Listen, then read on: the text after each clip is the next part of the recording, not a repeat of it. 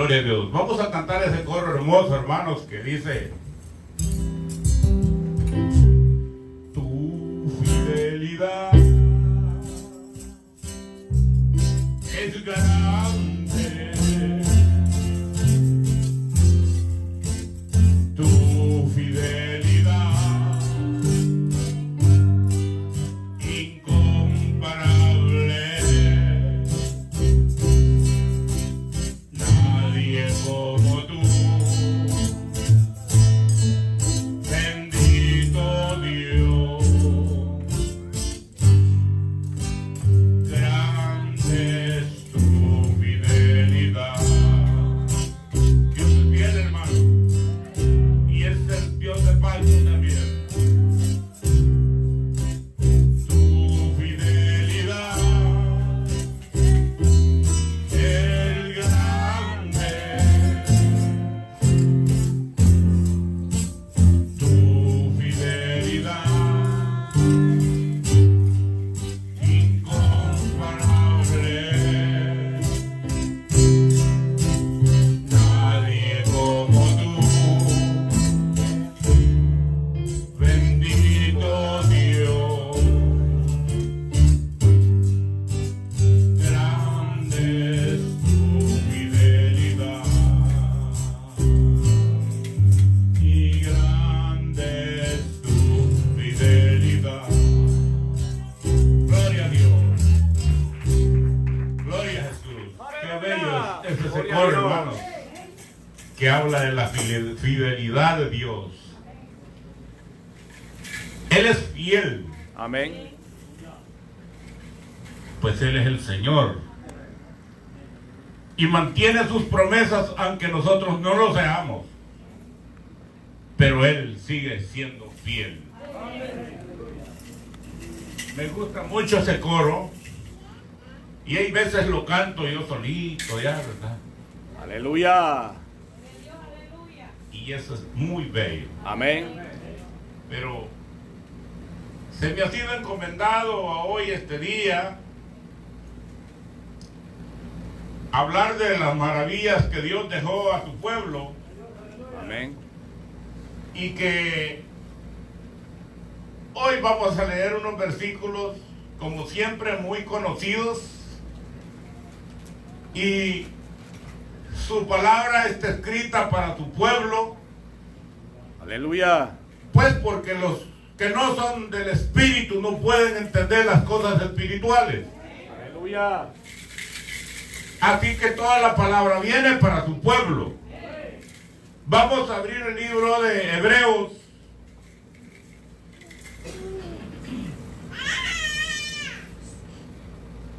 Busque allí capítulo 7. Esta lectura da para muchas cosas, no solamente para lo que vamos a hablar hoy. Pero esta lectura da para hablar de varios temas interesantes. Vamos a leer capítulo 7, versículo 12. Aleluya. Amén. Gloria a Dios. Capítulo 7, versículo 12. Amén. Amén. Amén. Y dice a la letra: en el nombre del Padre, Hijo y el Espíritu Santo. Porque cambiado el sacerdocio, necesario es que haya también cambio de ley. Y aquel de quien se dice esto, de otra tribu, de la cual nadie sirvió al altar. Porque manifiesto es lo que nuestro Señor vino de la tribu de Judá, de la cual nada habló Moisés tocante al sacerdocio. Y esto es aún más manifiesto si a semejanza de Melquisedec se levanta un sacerdocio distinto, no constituido conforme a la ley del mandamiento acerca de descendencia, sino según el poder, una vida indestructible. pues se da testimonio de él. Tú eres sacerdote para siempre, según la orden de Melquisedec. Gloria a Dios. Siéntese, hermano. Aleluya. Esta lectura, hermanos, como les dije antes, tiene varias cosas que aquí significa y uno tal vez quisiera tocarlas todas, pero no se puede. Simple y sencillamente,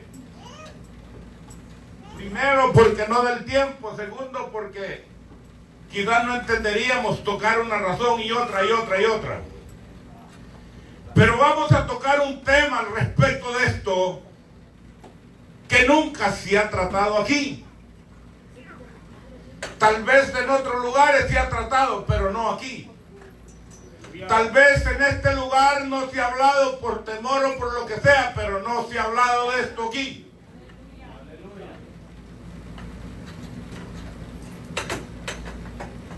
Vamos a hablar del diezmo.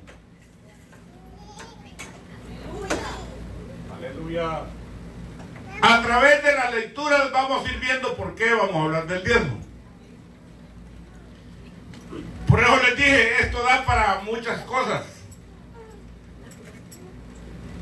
El primer versículo dice, porque cambiado el sacerdocio, es necesario también que se cambie la ley. Esto es lo primero importantísimo. Ahora ya no vivimos por la ley. Jesús viene directamente del sacerdocio dado por Dios a Melquisedec y luego traspasado a Jesús, porque la Biblia dice que los otros sacerdotes, por ser humanos, nunca pudieron llegar a tener el sacerdocio. Pero vamos a empezar a hablar del diezmo.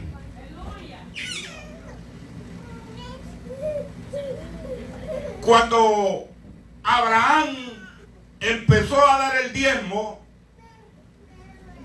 bien rara esa historia, porque Abraham venía de un pleito de acabarse unos reyes que habían secuestrado a su sobrino y habían hecho un botín de todo aquello, y de ese botín vino y le dio a Melquisedec los diezmos.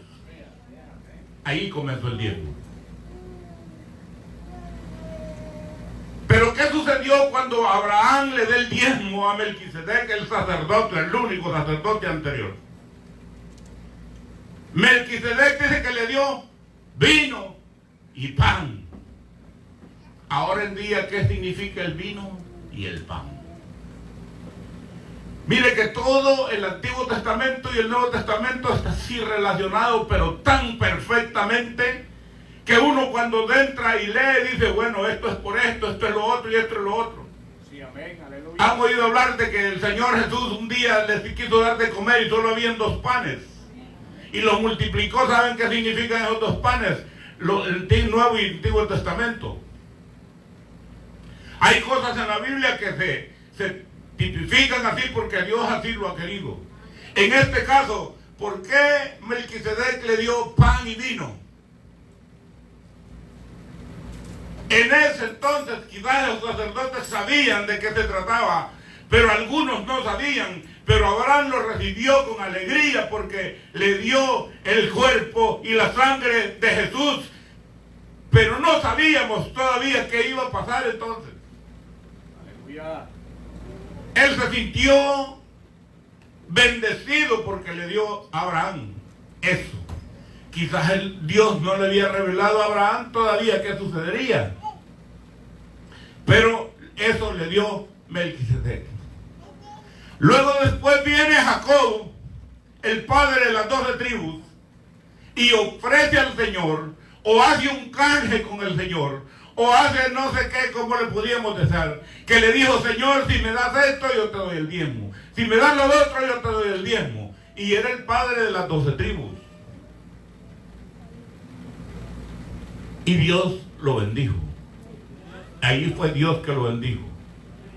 ¿Se recuerdan cómo pasó esa región una gran hambruna y por eso Dios permitió que José se lo llevaran y pasaran tantas cosas para bendecir a su pueblo? Esa fue la bendición que recibió por haberle prometido eso a Dios.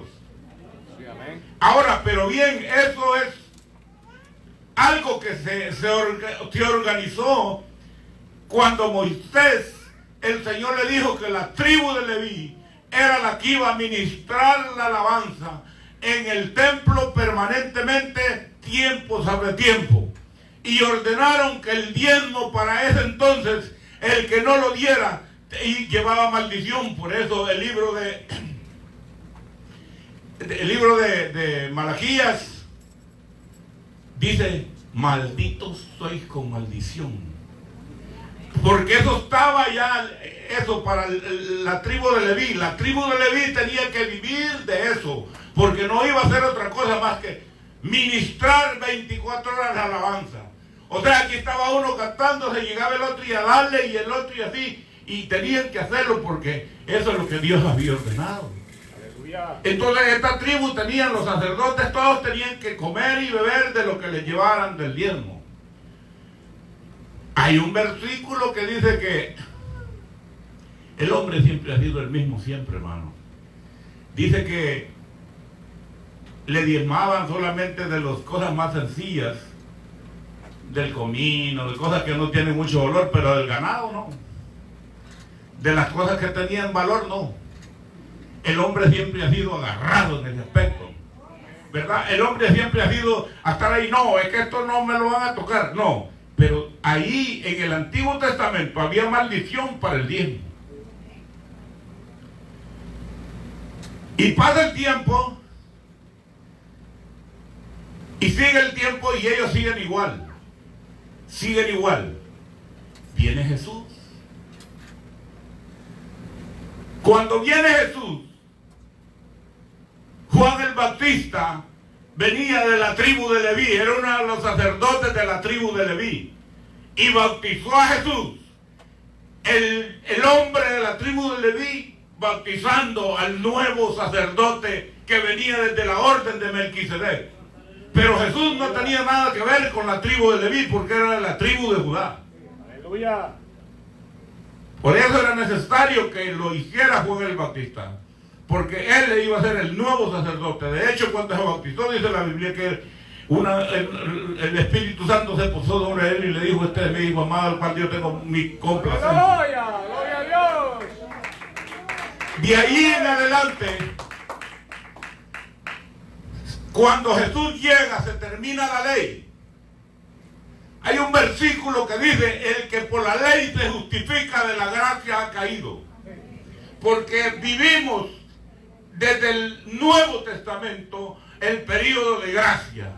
Aparentemente esto es más fácil, pero no. Porque aquí nosotros somos nuestros jueces y tenemos que hacerlo o hacerlo o hacerlo. Porque si no lo hacemos, directamente al castigo. Más antes, en el tiempo de la ley, usted hacía lo que quería, el sacerdote hacía el sacrificio y usted ya estaba lavado. Pero Dios manda a su hijo porque ya no quería eso. Porque el hombre le daba animales feos, imperfectos, no le daba lo mejor a Dios. Aleluya. Establece entonces, cuando Jesús viene, una nueva ley, y por eso veíamos este versículo 12 del libro del capítulo 7 de Hebreos. Mire, es que es tan simple y tan sencillo que el mismo Dios dice: porque cambiando el sacerdocio, Melquisedec ya no estaba.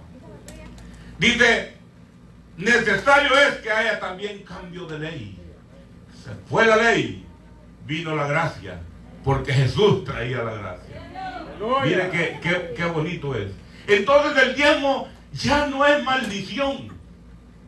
El diezmo para el Antiguo Testamento era maldición, pero ahora ya no es maldición para el pueblo de Dios.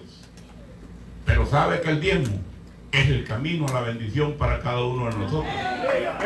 El diezmo es lo que es el camino para nosotros para recibir bendición. Porque dice: Dios te agrada del dador alegre. Entonces, lo que dice Malaquías: porque todos me habéis robado a la nación de Israel. Y es más bien que la nación de Israel no fue sino hasta cuando Jacobo estuvo, que le dijo: ya no te llamarás Jacobo sino Israel. Así es que ni antes que Abraham estuviera, ni mucho antes, no existía el pueblo de Israel, sino hasta que Jacobo fue nombrado Israel. Habían promesas que habían en la Biblia que el pueblo de Israel iba a ser levantado, pero hasta ahí el pueblo de Israel comienza. Ahora, la maldición llegó hasta el Antiguo Testamento, al final. Pero de ahí para acá no es maldición que el hombre que quiera diezmar, diezme, no diezme. No va a diezmar. Cualquiera no lo puede hacer. Pero su vida no va a ser próspera. Porque no está viviendo, más si estamos en la iglesia, no estamos viviendo conforme a la promesa de Dios. El diezmo es el vínculo para entrar a la gracia de Dios y recibir la bendición hasta que sobreabunde. No hay maldición, pero sí hay bendición, es lo mejor. Ahora bien, ¿por qué dice el libro de Hebreos esto? Porque no había otro lugar, no había cómo enseñar que la ley no iba a funcionar en la parte de la gracia. Y como el sacerdote que había sido puesto como sacerdocio de verdad, ya estaba aquí. Y había sacrificado. Y por ser el Hijo de Dios, dice la Biblia que tiene el sacerdocio inmutable. ¿Se acuerdan el texto que leí el sábado? Por cuanto permanece para siempre, tiene el sacerdocio inmutable. Eso es Jesús, ¿verdad? No hay otro. Por cuanto permanece para siempre, tiene el sacerdocio inmutable. Ahora bien, ¿pero qué somos nosotros? Pues reales sacerdocios. Los compara también con Jesús como reales sacerdocios. Pero ¿qué tenemos que hacer? Tenemos que vivir en el camino que Dios ha trazado, cumpliendo nuestras obligaciones en la iglesia como cualquier otro. Si dije antes que el Señor Jesús le dijo a sus padres que era necesario que Él estuviera en los negocios de su Padre, y nosotros estamos en los negocios de su Padre. ¿Y cuáles son los negocios de su Padre? Las reglas que Él ha dejado para bendición nuestra, y esa es una de ellas, el diezmo. Pero ¿qué sucede? Que hay unos que no lo queremos hacer. ¿Por qué? Porque dicen, no, yo no le voy a dar el dinero al pastor para que lo malgaste. Mire, ese no es problema suyo. Si lo malgasta o no lo malgasta, ¿qué le interesa a usted? Libre su situación y ahí pues se acaba. Si usted no libra su situación, nadie lo va a hacer. Nadie. Pero su obligación para recibir bendición es el diezmo. Y obviamente las ofrendas cuando usted pueda. Pero Dios lo va a bendecir. Pero hay una regla establecida. Y así como el bautismo, son mandatorias que Dios ha dejado. Mire, si Dios no necesita de nuestro dinero, no. Y Dios quisiera, mire, mandar a esos magnates a dejarle unos 50, 100 mil dólares a cada uno, y es como nada. Mire, al presidente de El Salvador, un magnate de aquí le regaló 350 unidades para transporte de la policía, y como que nada, y todavía le regaló 5 millones de dólares para que le regalaran un parque. Y ya, como nada. Exactamente, eso podría hacer el Señor, tocar a alguien y venir y que vaya, denles, ay, que coman, que hagan esto y lo otro. Pero ¿sabe por qué no lo hace el Señor? Porque al tenerlo eso nosotros,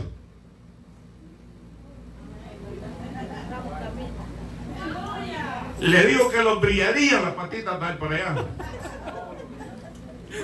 Entonces por eso es que nosotros estamos aquí. Porque debemos de saber que las cosas Dios las ha dejado por algo y para algo. Amén. Pero es necesario que nosotros obedezcamos esta palabra. Entonces, como leíamos, dice el versículo 13, aquel quien dice esto es de otra tribu. Lo que yo les dije, Jesús vino de la tribu de Judá, es de otra tribu, de la cual nadie sirvió al altar. La tribu de Judá no estuvo en el altar del arca del pacto, estuvo la tribu de Leví. Nadie sirvió en el altar, porque manifiesto es que nuestro Señor vino de la tribu de Judá, de la cual nada habló Moisés tocante al sacerdocio.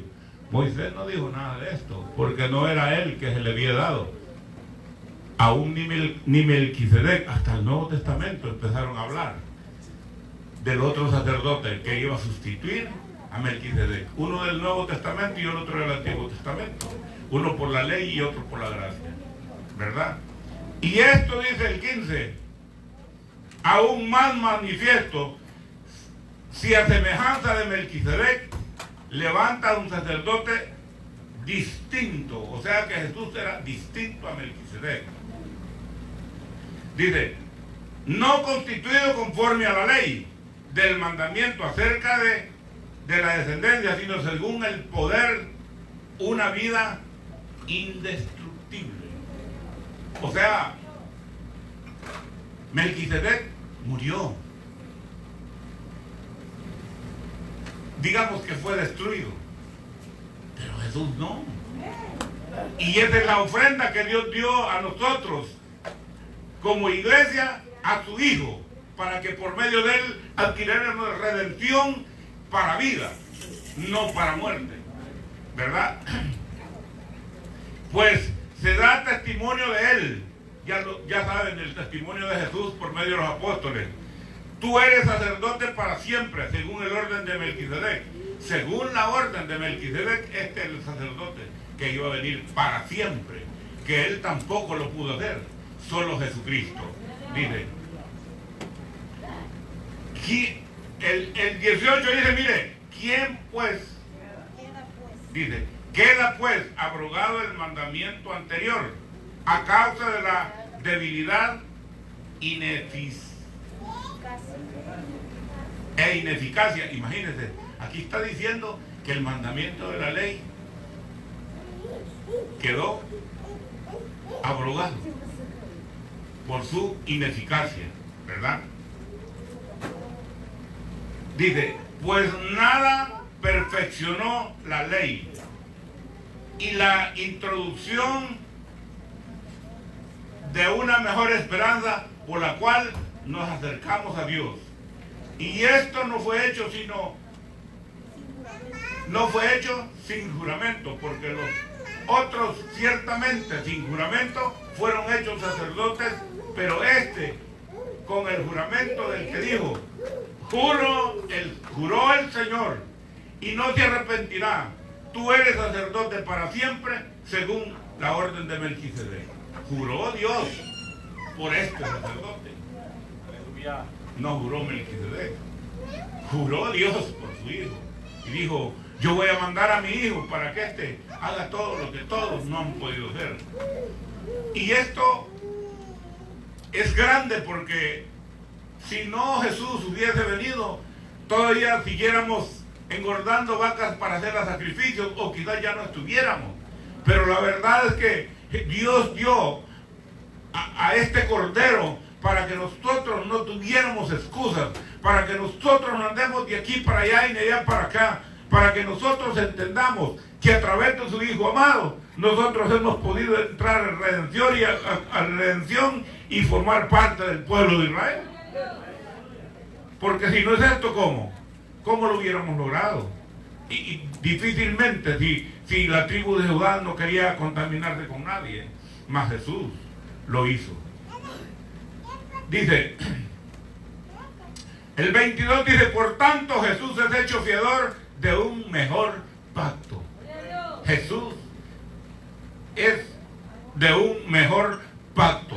Y los otros sacerdotes llegaron a ser muchos, debido a que por la muerte no podían continuar. Mas por cuanto permanece para siempre, tiene el sacerdocio inmutable, por lo cual puede también salvar perpetuamente a los que por él se acercan a Dios, viviendo siempre para interceder por ellos. Imagínense, este sacerdote es todo, debe ser todo con nosotros. Debemos saber que este sacerdote no hay otro, y que el mandato de él debe seguirse. Pero ¿qué sucede cuando nosotros no queremos entender que Dios es fiel? Miren, la hermana que cantó las alabanzas el domingo cantó un coro antes y dijo, voy a cantar. Yo lo he hecho varias veces y uno puede ver el pueblo, se dan la mano a los más amigos, el abrazo y el beso a los más amigos. pero el pueblo no se revuelve como pueblo de Dios a bendecirse unos con otros. Aleluya. ¿Qué significa esto? Que no estamos en ese sentido, que no estamos directamente buscando esa salvación. La Biblia dice, si no amas a tu hermano, no amas a Dios que no lo ves. Entonces, ¿qué tenemos que hacer nosotros?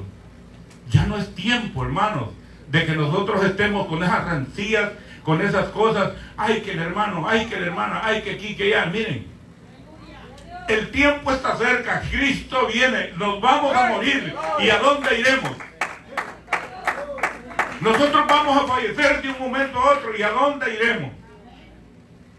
¿Con qué nos presentaremos delante de Dios? ¿Ah?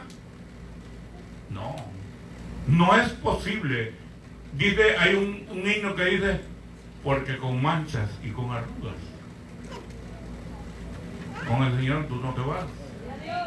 Tenemos que plancharnos este cuerpo, aunque las arrugas tengan que desaparecer a fuerza, tienen que plancharnos este cuerpo, hermano. Porque es que es necesario que nosotros estemos el 100%. Miren aquellas 10 vírgenes, 5 estaban cabalitos, las otras 5 estaban perdidas. Eso quiere decir que también nosotros lo podemos hacer. También nosotros podemos ponernos a cuentas. Miren, y si el hermano o la hermana le hace una mala cara, dígale, Dios le bendiga, hermano. Y pregúntale que si es feliz, porque Cristo lo ama, dígale. ¿Verdad? Pregúntale que si no durmió bien, que le pida al Señor sueño. Pero que, pues sí, cuando uno se levanta a la 1 de la mañana, en vez de no quiere orar, como dice el hermano, pero ahí va uno, miren, ahí va, ahí va. Eso es importante en el pueblo de Dios. Que nosotros nos llevemos, que nosotros compartamos, que nosotros, los hermanos, las hermanas, no haya distancia, hermano. Vieran que yo estaba allá el domingo observando, y dije yo, la hermana que estaba aquí quizás no lo quiso hacer, pero yo lo hubiera dicho, ¿qué les pasa? Que este es el pueblo de Dios. ¿Y para dónde vamos? Para Langrepal está perdido. Esta iglesia tiene que salir para arriba, no para abajo. ¿Verdad? Dice un coro, subiendo. ¿Verdad? Entonces, en primer lugar, debemos nosotros de colaborar nosotros mismos. Mire, nadie va a venir a hacerlo. Somos nosotros los que debemos salir adelante. Y no pensemos que, ay, ¿qué van a hacer? No, el dinero de ahí llega y se va, no es de nadie. ¿Y de quién es el dinero, pues? La Biblia dice que de él es el oro y la plata. Entonces, pues, ¿qué tenemos nosotros? ¿Acaso alguno que se muere y lleve carros, propiedades, dinero y todo? Calientito lo entierran para no ver que se levante. Pues sí, para agarrarlo todo, pues. Así que, hermanos, yo pienso que esto que hemos hablado acerca del diezmo debe de hacerse caminar aquí en la iglesia. Amén, aleluya. Yo entiendo que está bien el que no puede, que no trabaje. Dios le proveerá. Pero tenemos un compromiso con Dios, no con la iglesia. Y si aquí usted va a comer al McDonald's, usted paga en el McDonald's. No va a pagar allá al Shopper. No, paga en el McDonald's. Aquí se congrega, traiga el diezmo para acá. No se lo lleve para otro lado ni lo mande para afuera, que allá no le están dando el pan y el vino. Es aquí donde le están dando el pan y el vino. Es aquí. Y sabe que hoy en día el pan es este. Aleluya. Y por misericordia el Señor le da el vino, el Espíritu Santo. Amén. Así que, hermanos, sigamos adelante, pero buscando lo que Dios quiere hacer en nosotros. Amén. ¿Verdad? Así es que hasta aquí, hermanos, ha llegado este mensaje.